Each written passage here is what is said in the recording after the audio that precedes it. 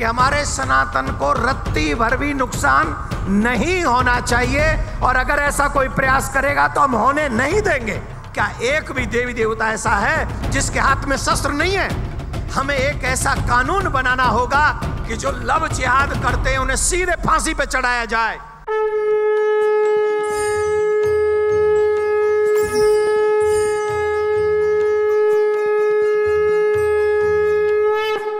पूज्य देवकीनंदन ठाकुर जी हमें संबोधित करेंगे। आप सुप्रसिद्ध कथावाचक एवं भागवताचार्य हैं तथा मथुरा के विश्व शांति सेवा चैरिटेबल ट्रस्ट के संस्थापक अध्यक्ष भी है। सनातन मान बिंदुओं की रक्षा हेतु सनातन बोर्ड की स्थापना हो, इसलिए आप कार्यरत हैं। उत्तर प्रदेश सरकार द्वारा आपको यूपी रत्न पुरस्कार से सम्मानित भी किया गया है। मैं आपसे प्रार्थना करती हूँ कि आप सनातन बोर्ड और सनातन राष्ट्र इस विषय में हमारा संबोधन करें। बोलो भारत माता की जय श्री राम। वंदे महापुरुष दे चरणारविंदम। मंचासीन समस्त संत वृंदों को हम साष्टांग दंडवत करते हैं। सभी को नमन, सभी को प्रणाम करते हैं। छोटे बालक हैं, हमारा अधिकार है। और पूज्य स्वामी जी जिनके संरक्षण में इतना सुंदर भव्य दिव्य आयोजन हुआ, उनको बार बार नमन करते हैं और धन्यवाद करते हैं कि सनातन संस्था ने जो ये दिव्य आयोजन किया है, ये अद्भुत है, विलक्षण है, सुंदर है। और सनातन राष्ट्र के लिए जो शंखनाद आज प्रारंभ हुआ है, ये आने वाले समय के लिए पत्थर जो है वो मील का पत्थर साबित होगा, इसमें संशय नहीं। हमें कहा गया कि सनातन बोर्ड, विषय आपका है, आप बोलिए। यहां पर सनातन राष्ट्र की बात हो रही है। अनेक विषय हमारे सामने आए। अभी हमने सबने देखा कि वक्फ बोर्ड पे कितना बवाल हुआ, कितना पक्ष कितना विपक्ष हुआ। 200 लोग तो ऐसे थे उसका साथ देने वाले जिन्होंने हिंदू मां का दूध पिया है, जो हिंदू ही कहते अपने आप को, और इसलिए शायद उन्होंने पक्ष लिया होगा उसका, क्योंकि उन्हें कुर्सी चाहिए, उन्हें एमएलए एमपी बनना है या मंत्री बनना है या किसी को प्रधानमंत्री बनना है।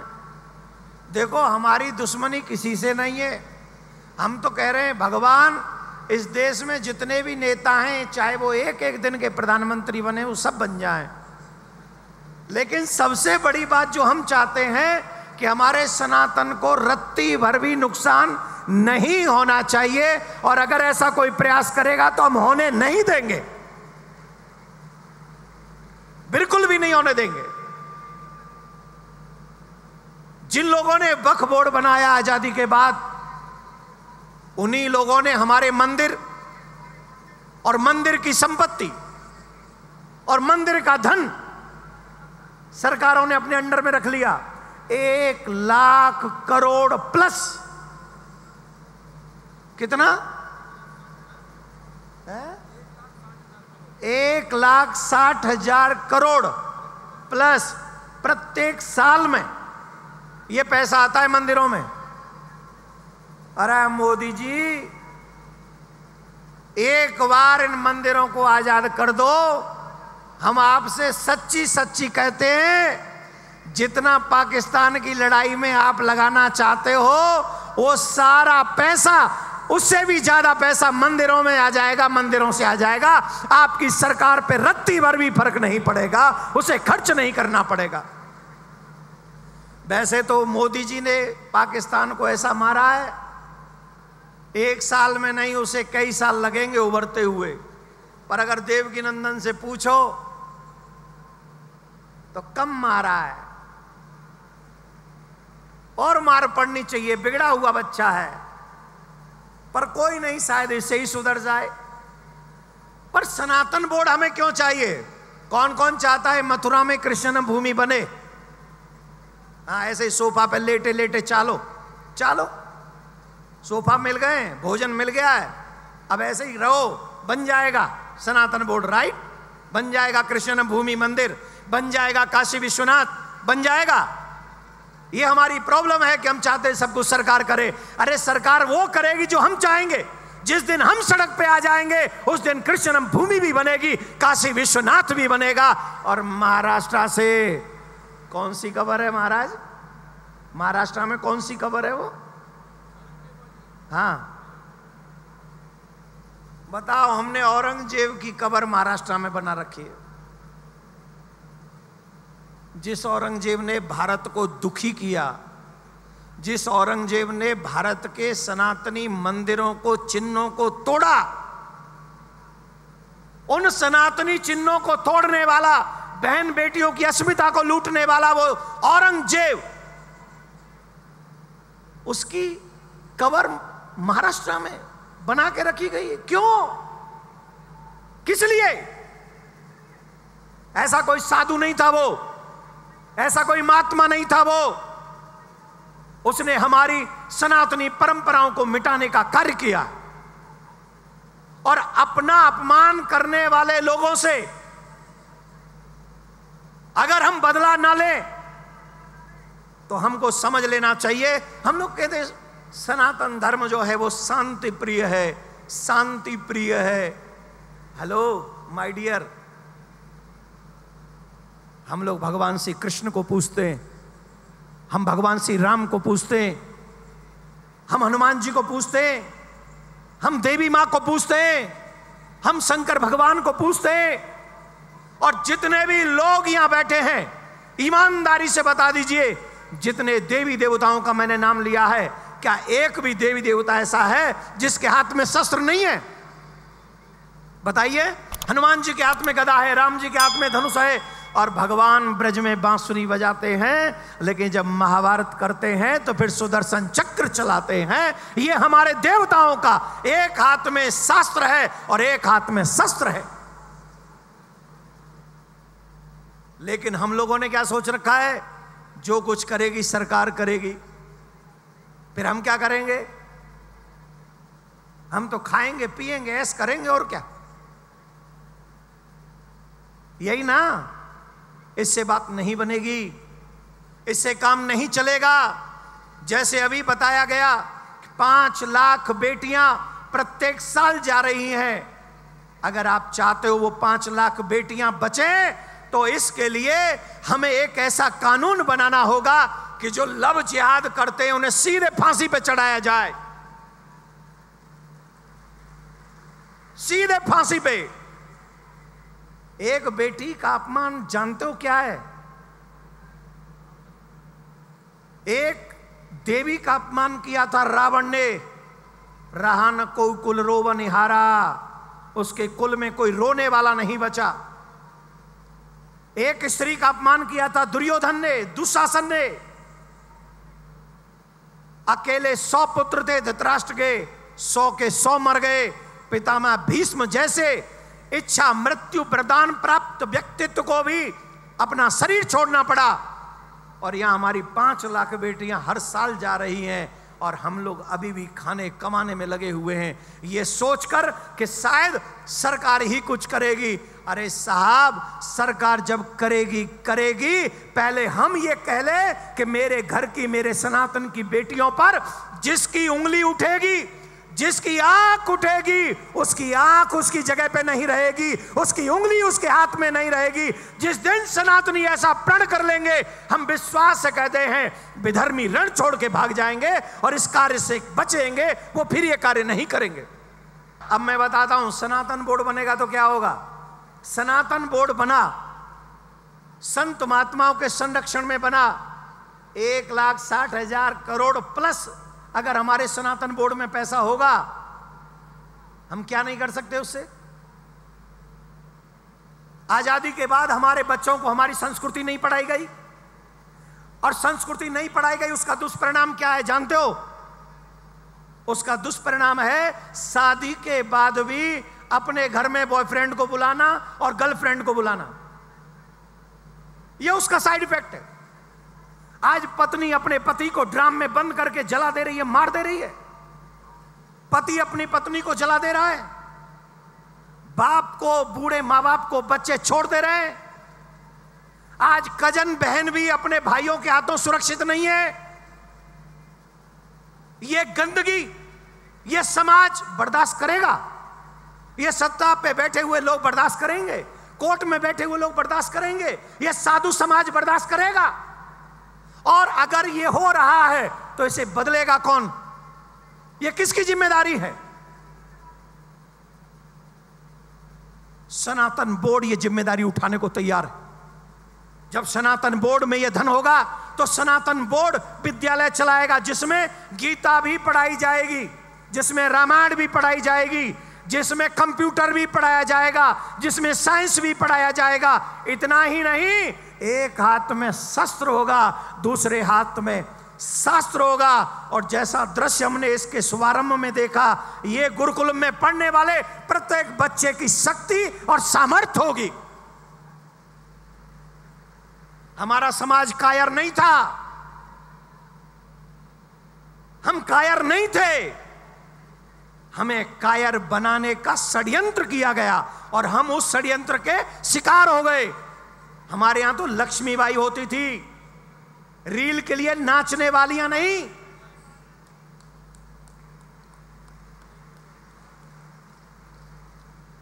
कहां है महारानी लक्ष्मीबाई?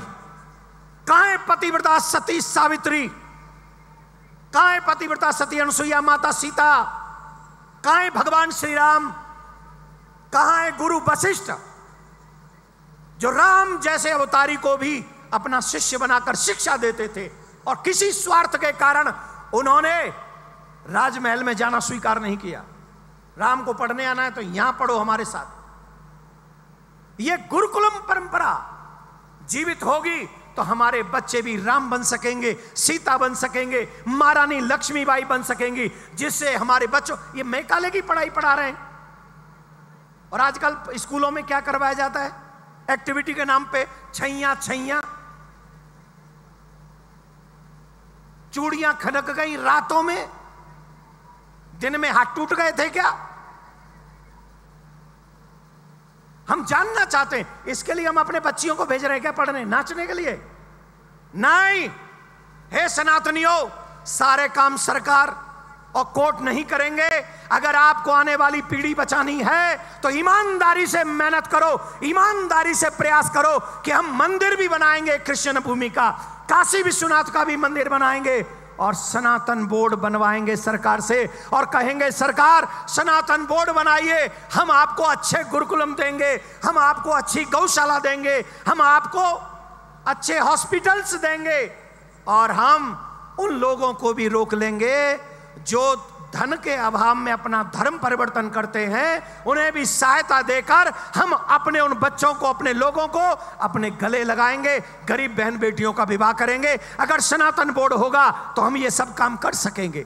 अब ईमानदारी से अपने दिल पे हाथ रख के जवाब दो, जब वक्फ बोर्ड इस देश में है, अभी भी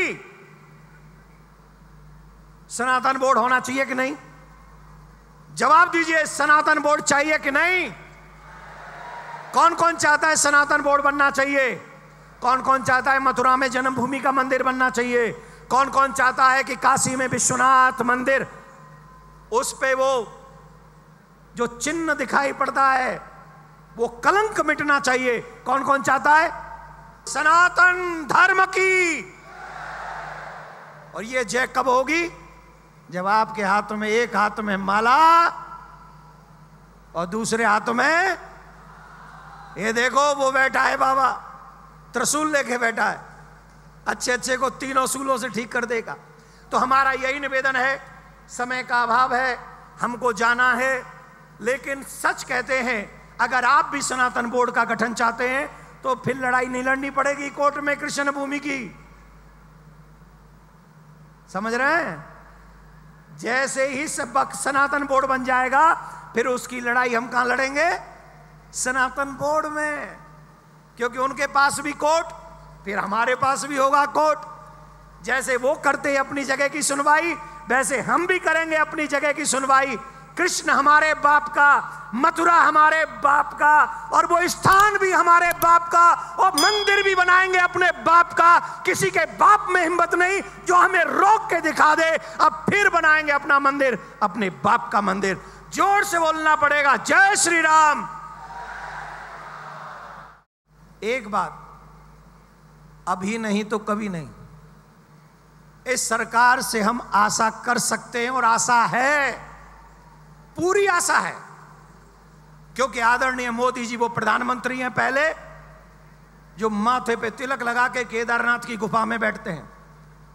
आदरणीय प्रधानमंत्री मोदी जी वो प्रधानमंत्री हैं पहले जो गंगा में डुबकी लगाते हैं, रुद्राक्ष धारण करते हैं।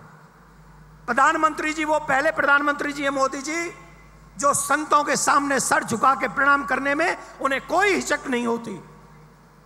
ऐसे आदरणीय प्रधानमंत्री मोदी जी के, और राम मंदिर बना कब बना राम मंदिर? अगर अच्छा कल्पना करो, अगर मोदी जी नहीं होते, अमित शाह जी नहीं होते, तो राम मंदिर बनता? जवाब दो। जैसे गुरु गोविंद सिंह जी का एहसान है सनातनियों पर, उनके 4 बच्चे कुर्बान हो गए थे तुम्हारा धर्म बचाने के लिए। उन छोटे छोटे बच्चों ने अपना धर्म परिवर्तन नहीं किया था। उनके पास ऑप्शन था, धर्म बदल लो तुम बच जाओगे, लेकिन उन्होंने कहा, काया रहो तुम जो हमें धर्म परिवर्तन करने के लिए कह रहे हो। हम सर कटवाएंगे लेकिन धर्म नहीं बदलेंगे। वो गुरु गोविंद सिंह जी जिन्होंने 4 बच्चों की कुर्बानियां दी हैं, वो एहसान चुका पाओगे? अरे अब तो बूढ़े हो गए हो, अब चलो कुर्बानी एक बार मांगता है देश तो दे देते हैं। दूसरी, मोदी जी का ये बलिदान या कार्य जिन्होंने राम मंदिर बना के दे दिया, तो आदरणीय मोदी जी से ये आशा है, जैसे राम मंदिर बना है आपके संरक्षण में मथुरा का भी मंदिर बनना चाहिए, काशी का कलंक मिटना चाहिए, सनातन बोर्ड बनना चाहिए। सनातन बोर्ड बनेगा, सच मानिए हर घर में कमल खिलेगा। कमल माने उस घर का बच्चा ही कमल कह रहा हूं। अगर आप कुछ और समझ रहे हो तो आपकी मर्जी। न पद चाहता हूं, न प्रतिष्ठान चाहता हूं, मैं तो बस सुरक्षित हिंदुस्तान चाहता हूं। भारत माता की धन्यवाद। जय तू हिंदू राष्ट्रम, जय तू हिंदू राष्ट्रम।